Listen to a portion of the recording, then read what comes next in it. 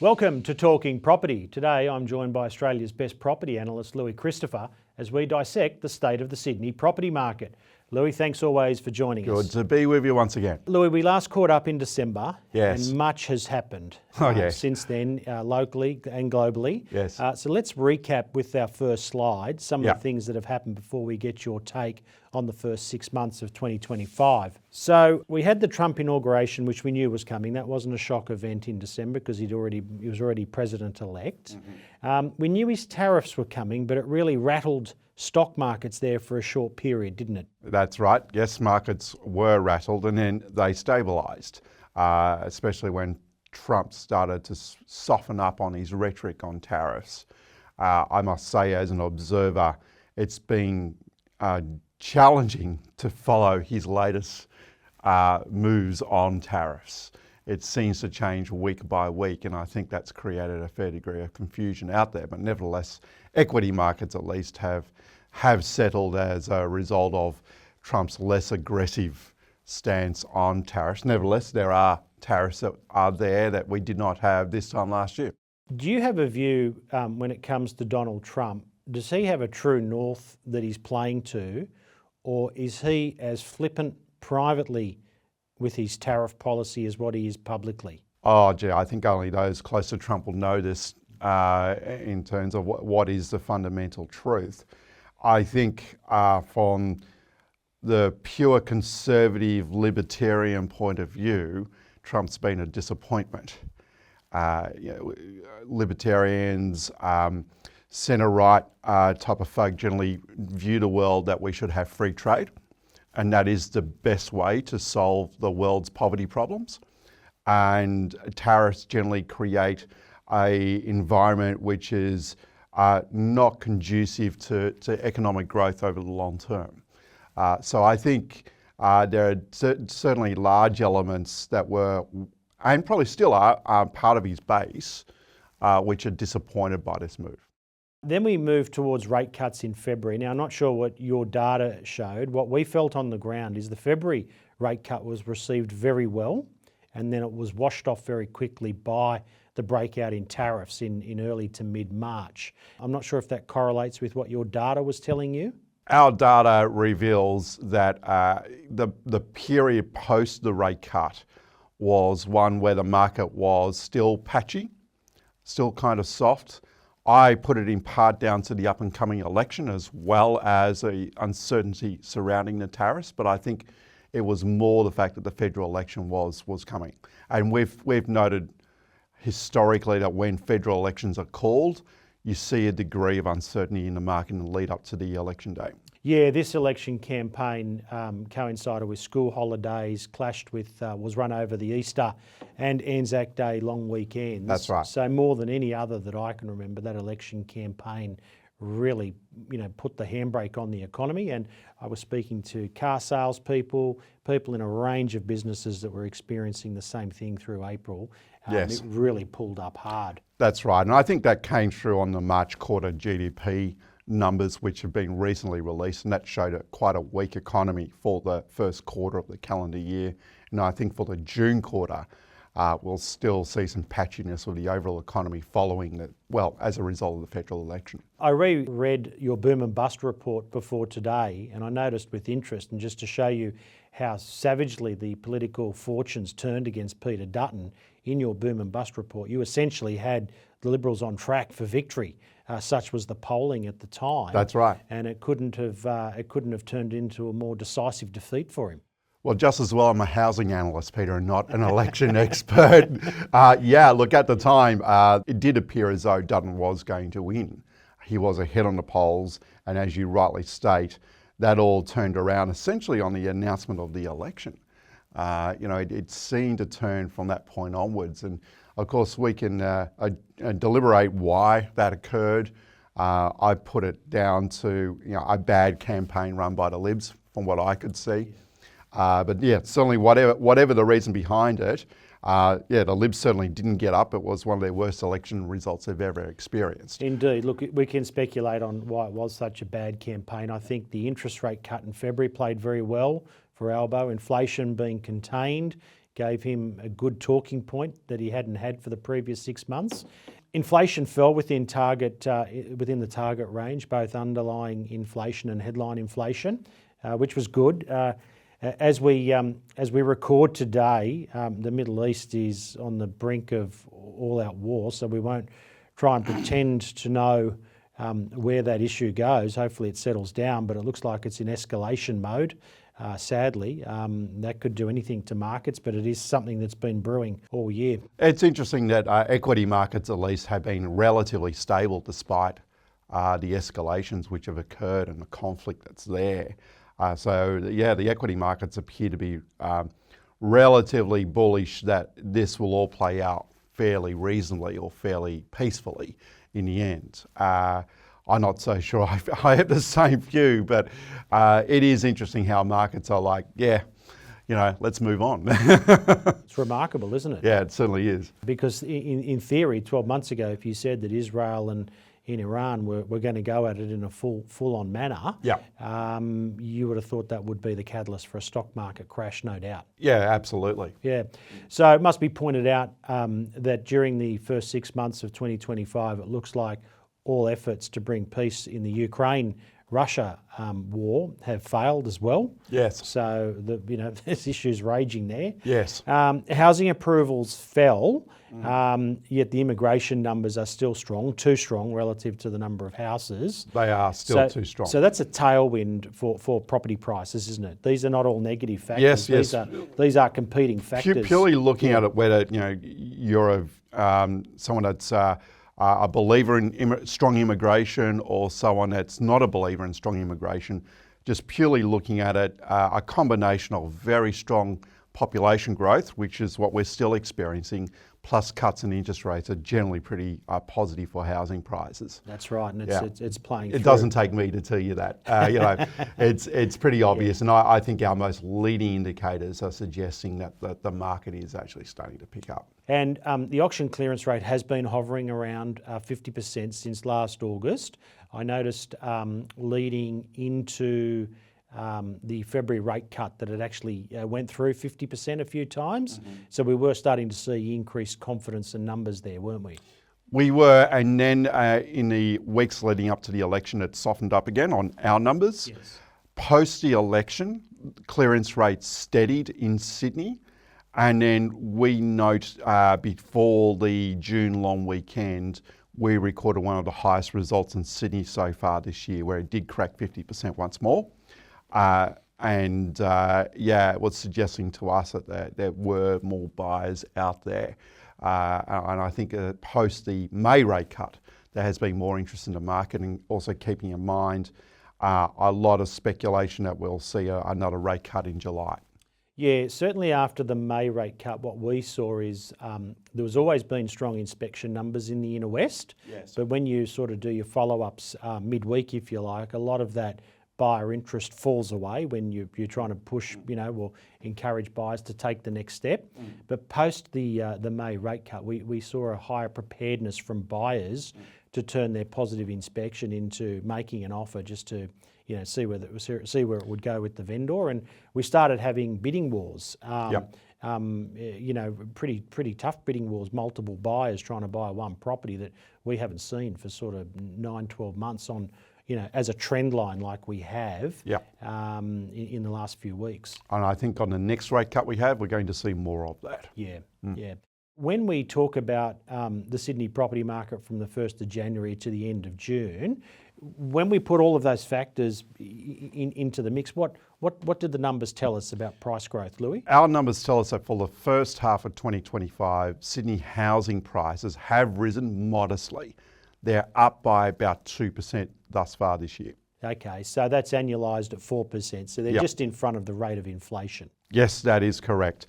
The expectation, though, going forward is that we will see an acceleration in the second half of 2025. I'll bring up our next slide here, which is your scenarios for 2025. Yes. And I noticed that you made a change in your base scenario after the second rate cut. Do you want to walk us through that? Yes, so those familiar with our forecast know that we release about 4 scenarios each year for the year ahead. and we put our hat on a base case in terms of what we think is most likely outcome. For this year, our scenario 3 had an assumption that there would be a rate cut in the March quarter, which did materialise. So once that happened, we went out there to our subscribers and to the wider public and stated that, okay, there's actually only one scenario left on our forecast, which is scenario 3, that we're holding our hat on. And at this point in time, we're still holding our hat on that. We're quite confident that the numbers we had in scenario 3 are going to play out for most cities. And with that second bullet point there, population growth is above 500,000. Yeah.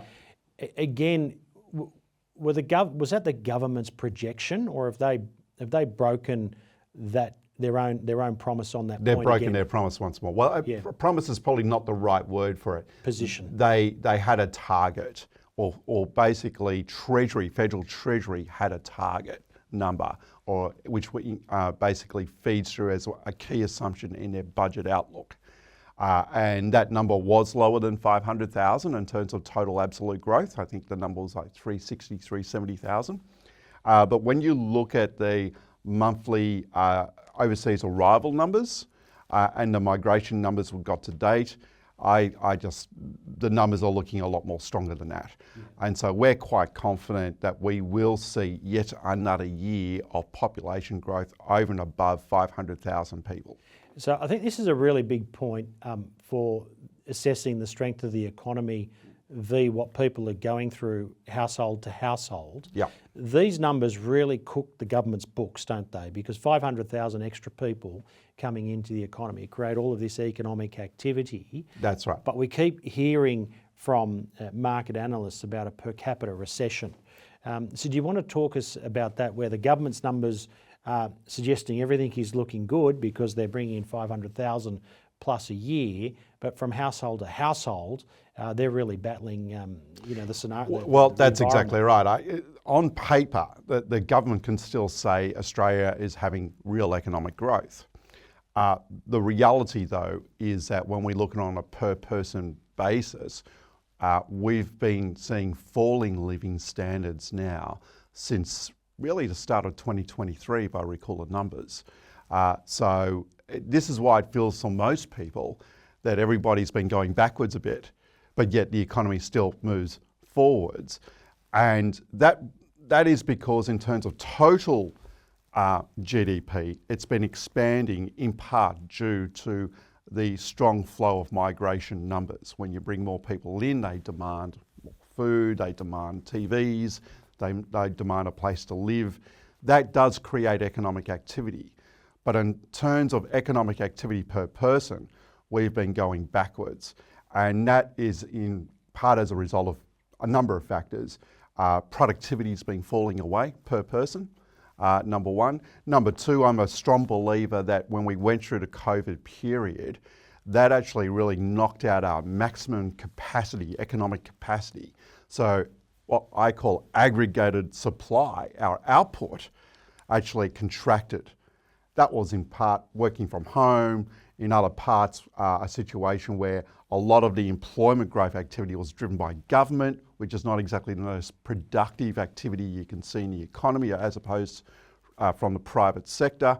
And so that has contributed to this reality that on a per person basis, we've been going backwards. Louis, let's get into the rental market. You put a forecast forward there as well. Yes. How do you think the market's performing relative to your forecast, the Sydney rental market? It's been, the reality has been for the first half of this year that rents have steadied. So they've been no longer accelerating at the rate of growth that we had in 2021, 22, 23. Rents remain elevated, of course, so they certainly haven't returned back to where we were pre-COVID. And that is in part because we've been having very strong population growth and the supply on the building side has not been keeping up with that. And in fact, we're well down on longer term averages in terms of dwellings completed. So that has kept rents elevated, but the reality has also been too that a lot of the rental crisis has now been priced into the rental market. So we've definitely seen a big rise in rents. Has the situation deteriorated further? No. And going back to this notion of living standards going backwards, the ability for a person to take out a property on a higher rent has reduced. And how the population's been responding is by basically grouping together more. Share households. Yeah. Share households, younger people staying with their parents for longer. This is how the market's been responding. And that's freed up a little bit of stock out there, which has essentially put a cap on further rises in rents. I must say on the ground, and obviously we only work mainly in one geographical region, but I do the odd rental open inspection because I just like to see it and feel it for myself. And each winter we find days on market for rentals is longer than in the warmer months, but not so this year. And one of the rentals that I did in Rozelle last Saturday or the Saturday before had 16 genuine parties turn up, and many of those were, as you just described, shared household arrangements, young people clubbing together. But it's very rare. It's very rare for us to see 16 parties turn up to one rental open inspection in winter. Well, the numbers don't lie. What they show is that it's still a very tight rental market in Sydney with the rental vacancy rate well below 2%. So it is still a landlord's market in Sydney, arguably not as much as where it was back in 2023, but still there are more tenants than what there are rental properties as we speak. I want to go to this graph here, Louis, weekly asking property prices. What's this one telling us? So we measure where vendors set their asking price, and I've generally found over the long term it's been a good actual leading indicator in terms of where the market is heading. What we generally find is that vendors are actually quite, overall as a market, quite responsive to market changes. Of course, you will always have vendors, certain vendors who will stick to their asking price no matter what the market's doing, but overall, vendors as a group are reasonably responsive to the market. And what this is showing fundamentally is that in Sydney, houses have been outperforming units for quite some time.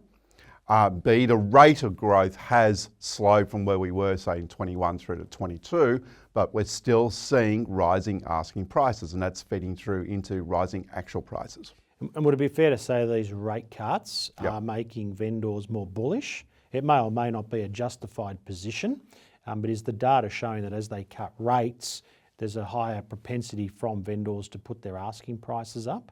I think there is an element of that. What's also occurring in Sydney is that old listings have been rising and rising and rising, so there is a higher proportion of vendors out there who cannot move their property, in part because they have expectations which are well above the market. Yeah. And so in this market, it's neither not too hot nor too cold. It is still a market, if you misprice your property, expected to be on the market for a long time. Yeah, indeed. So there's not that upward growth in prices where vendors can name their price and someone will come along. We're not at that fear of missing out stage yet in the market. It's not to say we won't get to that point with interest rate cuts. I think we may. Yeah. But at this point in time, if you misprice your property, you're not going to sell in Sydney. We are cautioning our clients as they come to market is there's two types of listings in this environment, those that sell in 3 weeks and those that take more than 3 months. Yeah, that's right. And as our data shows, and you can find it on our website, you look up Sydney total listings, you can just see this rising and rising trend of stock that's been on the market for over 180 days in Sydney. Louis, I want to look at our next slide here. From a societal perspective, is a city that's running with a $2 million house price and a $1 million unit price, is that healthy?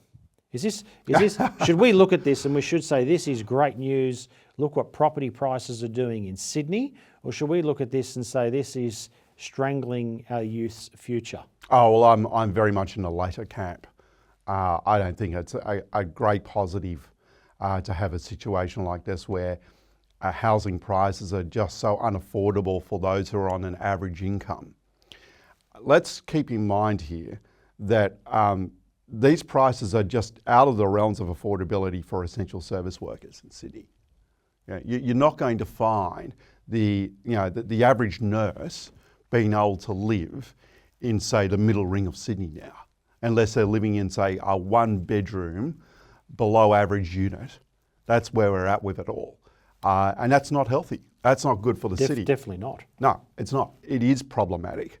And the way to resolve this is to increase supply relative to demand. So a situation where, okay, I don't advocate necessarily we need a housing price crash, but we need a period where housing prices do no more than, say, the growth rate of GDP over the long term. And the reality is real housing prices, after we take into account inflation in Sydney, have been rising and rising and rising for a long, long time now. Yeah, so Stephen Koukoulas on social media made a great point the other week. He said, no one has ever explained to me what a fair house price is, relative to income, etc., because people will go back and say in the 70s it took 5 times the average income or whatever it was to purchase a property, and now that equation's blowing well out in favour of vendors to the detriment of the buyers. If Sydney's running at a $2 million house price and a $1 million unit price, and we're saying that this is unhealthy and it's run too hard and it's above itself, what would you speculate it should be at? Good question. Look, I think as a multiple of household earnings, I think anything that's really above 8 or 9 times that is relatively unhealthy if it happens over the long term. And what are we running at the moment? I think we're running it close to 10, if I recall the number. It's right up there. Yes. As mentioned, we need a period where housing prices in Sydney run at no more than the standard economic growth rate. If we were to achieve that, we'd see long-term affordability improvements. Look, I think Sydney will always be expensive. It always has been expensive to an extent. But looking back at history, it's probably at its most expensive point relative to incomes than what we've ever seen. That is an issue for social cohesion and for the social fabric of Sydney in the long term. No, indeed, you can see it. You touched on vacancy rates. Here's your May 2025 vacancy rates. How does this compare with history? The historical vacancy rates that we're seeing across Australia, where we're running at essentially about 1.2%, is well below average. Yeah, and that's what's causing rents to rise because it's just stuck below. That's right. Now it's been stuck below that really since 2021. So we've been in this rental crisis now for some years. And we're not really seeing anything on the ground to suggest it's about to relieve itself. As mentioned earlier, a lot of the rental pricing has now been taken into account with this rental crisis. In other words, the rental crisis has been priced in. So we're seeing steadier rental growth as opposed to what we had in 21, 22 and 23, where in some cities we were recording rental increases year on year of over 20%. That's no longer happening, fortunately. There was a lot of catch up in that, as we've discussed in the past, though, wasn't there, coming from the COVID crash of rents? Yes, that's right. But in real terms, we're well and truly above those COVID levels. Oh, now we are, yes. Yeah. Indeed. I think our next slide highlights this really, really well. This is probably, the best slide that we've got for our audience today. Yes. Everything you've just said is encapsulated here, isn't it? Yeah. What it shows is essentially rental affordability has been deteriorating for a considerable period of time, and there is nothing in the leading data to suggest that it's improving. No, that's right. It's amazing that this was not a bigger issue during the election campaign. It certainly could have been. Yes. But I think the Libs, the problem the Liberal Party had with this is that they flip-flopped a bit on migration, which we all know is one of the major causes behind this issue right now relative to supply. And I don't think their policies were stronger enough in terms of trying to address the supply side, because it appeared to me from an objective analysis of what their solutions were to stimulate demand. Oh, both sides. Yeah. I was watching the policy come out saying this is mad. They're talking about fueling the demand. It's like, where's the supply? You're only pushing prices up on the people here further. Peter, as I've said repeatedly, there are two issues. There is a demand side driven by migration. There is a supply side, constrained supply side, which has been driven by a combination of factors, including very high taxes, militant councils, banks who are even more cautious to lend to developers, and a community overall which has experienced bad quality when it comes to off-the-plan developments in our major cities for a number of years now. And that combination has been constraining supply for some time. Throwing an extra thing over the top of all of that, what we're seeing is developers don't want to develop. They're saying the feasibility on all of this doesn't, unless there's a dramatic drop in land prices, these projects are not stacking up. We're staying on the sideline. We'd rather have cash in the bank and get our 5% than take this sort of risk. Well, I'm not so sure we'll see a fall in land prices, but if developers were to look on their book and say, okay, great, the government has now worked to cut our taxes on each dwelling by half, then we can now build again. So that's where you see the leverage point is government coming to the table to... The truth is, for every dwelling that goes up, about 20 to 40% of that price, that cost, are taxes, whether it be local, state or federal. And do you think the government is going to try and build these 1.2 million dwellings themselves and oversee it and be heavily involved, or they will push it towards the private sector? Oh, well, to be clear, they've stated that the 1.2 million target is for all dwellings, whether it's social development or development done under private means. And yeah, look, there's been dwellings that have been completed, as there would have been anyway, from the start of the timeframe, which, if I recall, was July 2024. But they are behind, seriously behind the run rate required at this point in time. And I put the probabilities of the government hitting their 1.2 million target, which is meant to happen by mid-2029, at next to zero at this stage. Chris Minns is having a harrowing time finding sites, isn't he, that offer scale in terms of dwellings. This is the problem with Sydney. It's easier in Melbourne because there's a lot more land to basically sprawl out on, but in Sydney, it's definitely more difficult. And so, part of the solution is you build more high density dwellings in the inner and middle rings of Sydney, which has been part of the plan. But the issue you have is you have a lot of NIMBYs in those areas who are on council boards, and they're resisting as much as they possibly can. Look, to outline everything you've just said encapsulated in one building, Chris Minns took a bow on social media recently because the Tigers Leagues Club's been approved and it's underway. Yeah. And I think they're taking their first deposits in the next week or so, after having a pretty intense marketing campaign. I sat with someone yesterday that put a $10,000 registration fee down for one of these apartments. This is in June 2025, and expects to take hold of the apartment in sometime in 2028. Right. So we've got a housing crisis today. That's a good news story. And then I'll refer you to what was meant to happen at the Randwick Racecourse. Yes. There was meant to be a lot of development activity there, which was blocked by the members. Yeah. The Rosehill Racecourse. Sorry, yes, Rosehill. Yeah. The point being, though, we've got a housing crisis today in terms of a large-scale new development coming online in the inner west of Sydney. It will actually only create new supply in 2028. What do we do for the next 3 years? Yeah, that's right. That's right. In the meantime, the population will keep expanding. Yes. So it's barely going to make a dent into the problem. Oh, that indeed. Louis, we'll finish on this point today. You're in the news unintentionally in the last few months. You received a phone call or an email, was it? I was just getting into my day's work a couple of months ago, and I received an email, which I first thought was spam, a very threatening email from supposedly my bank, the Commonwealth Bank, threatening to freeze my accounts unless I address and answer some very personal questions. I phoned up the bank to make sure this, whether this was genuine or not, and they definitely confirmed it was genuine. They gave me the opportunity to answer their questions over the phone, which I took.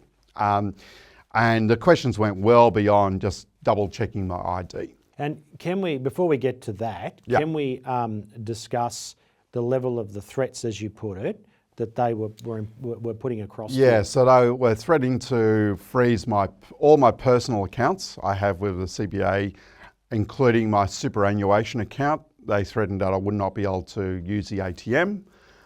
They threatened I would not be able to use my card for anything at all. That's in this cashless society, that's a serious threat. Indeed.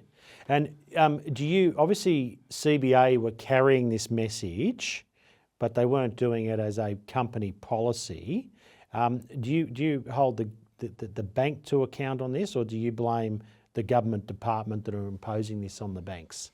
Did the CBA run too deep in interpreting what they thought their obligations were? I'm not sure why you would have been flagged as a suspicious customer, or is this what the government are doing to the people through the banks? I think it's more the latter than the former. So AUSTRAC made a public statement at the time saying we do not require the banks to freeze customer accounts on the data that they seek. But the reality is on the ground that if the banks don't take action against what AUSTRAC perceives as being high-risk customers, then the banks can be sued by AUSTRAC, and that has actually happened. And is there any reason, without asking you to divulge your affairs, why you would be flagged as a high-risk customer? Well, good question. I have a successful business, SQM Research, and that's turned into a sizable business. So I guess occasionally some of my transactions can be sizable. But it was just a line of questioning which I just found extremely intrusive. So we got to the point with the questioning where CBA wanted to know whether I had cash at home, and why do I have cash at home? That's extraordinary. And it's like, that's none of their business. Absolutely not. And when you think about it, potentially a security risk for myself and my family if that information were to get out. And we all are aware that the banks have had data breaches. Oh, indeed. I remember when we purchased our home, I went through the thing where you hold the phone and you self-ID yourself, answered a lot of personal questions. Yes. And then 15 minutes later, I got a phone call from, I don't mind saying, an Indian gentleman who sounded like he was phoning from Mars. The line was horrendous, which was the flag, this is dodgy. Yeah. But he knew I had just finished a phone call with ANZ and he was phoning to reconfirm some information. Unbelievable. And clearly what had happened is someone in ANZ has leaked it to his friend out the side and said, now if you call these people and say I just need to reconfirm a few data points, and there's your leak and your hack right there. There is your leak right there. You need your guard up. And I rang the personal banker and said, look mate, this is what's happened. And he rolled my eyes and he said, well, what do you want me to do about it? You're right, it's clearly a leak. You're not the first person that's told us, and thankfully you're wise to it. Yet at the same time, the bank, under threat of freezing your accounts, are demanding is very, very personal information. Yes, and that can go anywhere. It can go anywhere. Finally, with that call, they actually demanded as part of this, and if I didn't agree to it, that they would once again freeze my accounts, that they could share the information that I just gave them to government departments, but also to other third-party credit providers. So that information about whether I had cash at home and why was going to be shared around. Outrageous. It's not acceptable. And the issue which I'm trying to push, but I feel like I'm taking on a Goliath in doing this, is we need to see a change in the privacy laws. We need to see a situation where the banks cannot freeze people's accounts unless it's by a court order or a specific government directive. So we are on the verge there of a social credit system. We are. Yeah, I agree with you. We are. We've been, these things just move by inches, and people just are not aware, right? So there was never a mass TV story that the government now requires you to tell a bank whether you got cash at home or not. But yet here we are, maybe it's not happening to everyone, but it's happening to quite a large number of us, where they're now asking this very question. It's a great point you raise. We're losing our freedoms incrementally. And there's no grand media release about it. Yeah. It's just happening behind the scenes. Yeah, it's like boiling the frog. You put him in cold water and you slowly dial the temperature of the water up and it doesn't know when to get out, stays there and boils. That's right. That's what's happening to us. So what we're fundamentally talking about is the decline of civil liberties happening in the Western world. It's not just happening here in Australia, it's happening elsewhere as well.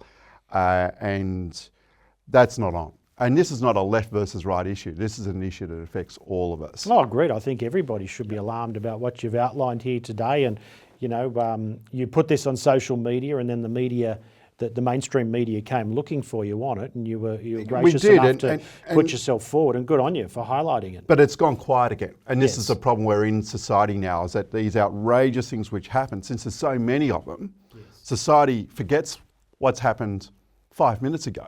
Until it happens to them. Until it happens to them. But the problem is when it happens to them, it's too late. Yeah. Louis, thanks for sharing that story with us, as alarming as it is.